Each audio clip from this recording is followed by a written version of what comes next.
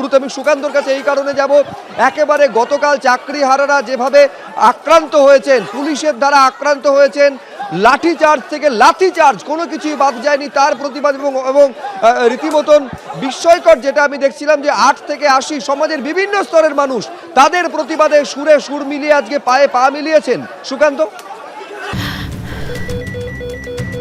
ক্যান্সারে নেই আর ভয়, NCRI এ হবে এর জয়। আপনাদের ভরসা Netaji Subhash Chandra Bose cancer hospital.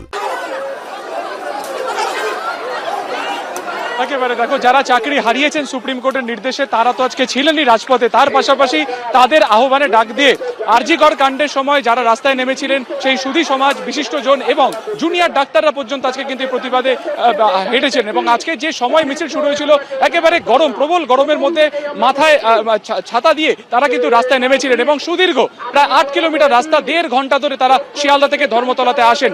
Dorina crossing এ তারা বেশ কিছুক্ষণ বসেন এবং এই মুহূর্তে দাঁড়িয়ে তোমাকে একবার ছবিটা সরাসরি সেমন জানা দেখাবে, লাইন দিয়ে পরপর যাদেরকে তুমি বসে থাকতে দেখছো তারা এই সুপ্রিম কোর্টের নির্দেশে যারা চাকরি হারিয়েছেন। এবং গতকালকে কসবা ঘটনাতে যে ঘটনা ঘটেছে, যেখানে পুলিশ অকথ্য অত্যাচার করেছে, একেবারে তাদের আগেই কিন্তু সুপ্রিম কোর্টের নির্দেশে পেটে লাথি পড়েছিল, কিন্তু গতকালকে তারা যেটা দেখেন যে তারা প্রতিবাদ করতে গিয়ে তাদের কিন্তু কার্যত পুলিশের লাথিও খেতে হয়েছে।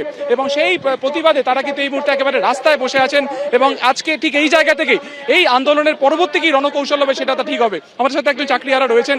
ইতিমধ্যে কলকাতা পুলিশের তরফে একাধিক পোস্ট মানে ভিডিও তারা সামনে আনছেন, যেখানে বলা হচ্ছে যে আপনারাই প্রভোকেশন দিয়েছেন, আপনারাই পেট্রোল দিয়ে জ্বালিয়ে দেওয়ার কথা বলেছেন, আপনাদের বিরুদ্ধে 2টি এফআইআরও করা হয়েছে। কি বল? দেখুন, পুলিশ এখন নিজের মুখ লজ্জা লুকানোর জন্য বিভিন্ন প্রকার কৌশল নেবে।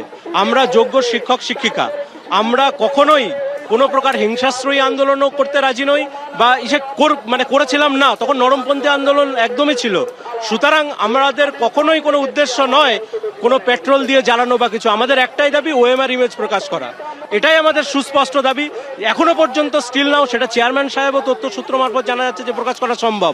সুতরাং এটা প্রকাশ করে দিক। এটাকে নিয়ে তো জলঘোলা কেন করছে?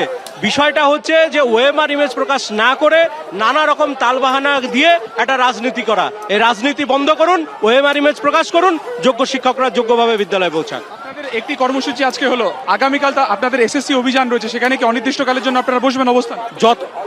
তথ্য সূত্র মারফত আপনারা মিডিয়াতে জানতে পেরেছেন যে ওএমআর ইমেজ ওদের কাছে আছে, অথচ প্রকাশ করছে না। যত সময় না পর্যন্ত এই ওএমআর ইমেজ প্রকাশ করছে আমরা কিন্তু ওখানে অবস্থান করব। দরকার হলে আমরা নিজের প্রাণ দিতে প্রস্তুত। তারা ছাড়বেন না যতক্ষণ না পর্যন্ত ওএমআর প্রকাশ করা হচ্ছে। সরাসরি তাদের এই দুর্ভোগের জন্য স্কুল সার্ভিস কমিশনকে দায়ী করছেন চাকরিহারা যোগ্য শিক্ষকরা। কর্মসূচি আমাদের কর্মসূচি ছিল আজকে আমরা বিক্ষোভ দেখাবো, কারণ আপনারা ভালো করেই জানেন কালকে আমরা যে কসবা ডিআই অফিসে একটা অভিযান করেছিলাম, সেখানে আমাদের কিছু দাবি দেওয়া ছিল। আমরা শান্তিপূর্ণভাবে সেই দাবি দেওয়াগুলো জানাতে গেছিলাম, কিন্তু আমাদের দাবি দেওয়া তো জানাতে দেওয়া হয়নি। উল্টে আমাদের নিরীহ শিক্ষক শিক্ষিকাকে নির্মমভাবে মারা হয়েছে এবং তাদের প্রাইভেট জায়গায় লাথি মারা হয়েছে। এমন জায়গায় মারা হয়েছে তারা দেখাতেই পাচ্ছেন না। তো আমরা তো শিক্ষক শিক্ষিকা, আজকে আমাদের চাকরিটা কেড়ে নেওয়া হয়েছে। তো আমরা অভিযোগ জানাতে কোথায় যাব?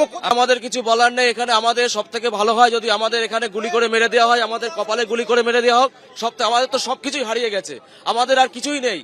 আমাদের এই চাকরিটা এত কষ্ট করে এতদিন ধরে পড়াশোনা করে আমরা এই চাকরিটা পেয়েছি। আমরা সিভিক টিচারের দায়িত্ব পালন করতে যাব না, আমরা স্থায়ী টিচার হয়ে যাব। আমরা দেখেছি যে আমাদের শিক্ষকের গায়ে বুকে লাথি মারা হয়েছে।